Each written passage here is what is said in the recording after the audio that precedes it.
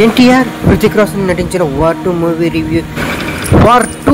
Review చూసే ముందు నా ఛానల్ సబ్స్క్రైబ్ చేయకపోతే సబ్స్క్రైబ్ చేయండి, లైక్ షేర్ కూడా చేయండి, నా ఛానల్ ఎంకరేజ్ చేయండి please friends. Pre release event call regression NTR గారు తన నమ్మకంతో సినిమా సూపర్ ఉంటుందని వాళ్ళు పడిన కష్టాన్ని బట్టి అలా చెప్తారు. అయితే ఈ సినిమా ఎలా ఉందో ఒక్కసారి చూద్దాం. కాల్ రెగ్రెషన్ ఎన్టీఆర్ గారు విజయాన్ని అందుకున్నారా లేదా, హృతిక్ తో కలిసి చేసిన ఈ సినిమా ఎలా ఉందో చూద్దాం.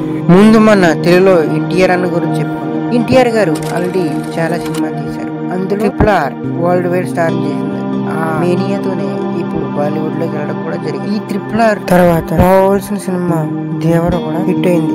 రాజమౌళి మేనియా నుండి తప్పించి ఎన్టీఆర్ దృష్టిలో ఎప్పుడు 2 ఫ్లాప్లు ఉండే అని తీసి ఇట్టా పట్ట తెలుసుకుందాం. ఎన్టీఆర్ ఆఫీసర్ గా హృతిక్ రోషన్ పట్టుకునే ప్రయత్నం జరిగే ఫైటింగ్ సీన్స్ అదరహో అనిపించాయి. ఇద్దరు పెద్ద హీరోలు కొట్టుకుంటే ఎంత బాగుంటుందో. చాలా ఇది ధూమ్ సిరీస్ వార్ 1 ఆ టైప్ ఆఫ్ మూవీ అనమాట. అలాగే RRR లో రామ్ చరణ్ ఎన్టీఆర్ ని పట్టుకునే ప్రయత్నం జరిగి యుద్ధ సన్నివేశాలు అలా అనమాట. డాన్స్ లో ఎవరు ఫస్ట్ అంటే ఎవరంటే ఏం చెప్పలేం. ఇద్దరికిద్దరు ఎవరు రారు పోటీ, నీకు వేరే సాటి అనడం. డాన్స్ అయితే అసలు కుమ్మేశారు భయ్య. నాటు పూర్వమస్ అయితే ఇది ఓవర్ క్లాస్. హృతిక్ రోషన్ ఖైరాద్వాని కిరాక్ పుట్టించిన అందారాట బొమ్మలు చూపించిన ఉపయోగపడి ఖైరాద్వాని యాక్టింగ్ చేయడం, స్కోప్ లేని పాత్రలు నటించి బేకింగ్ లో మాత్రం అదరగొట్టి ఖైరా అందాలు కనువింది చేస్తే పాపం మా ఎన్టీఆర్ అన్నకు మాత్రం హీరోయిన్ లేదు. కథలో ఖైరా పని లేకపోయినా అందాల కోసం మధ్యలో ఉడికించారు.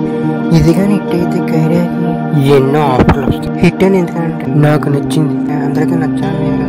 కేజీ గంటలేని ఖైరా అందాలు.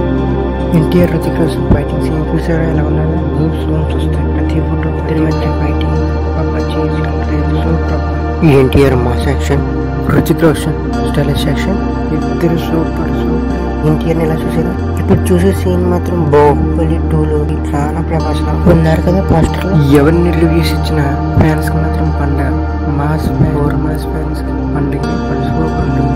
చూడండి ఈ యాక్షన్ సీన్స్ మాత్రం సూపర్. మీరు రివ్యూ చూసి మీకు మనసుకు నచ్చితే చూడండి, లేదమ్మా మనకు నచ్చకపోయినా మనకు వచ్చేది ఏమి లేదు.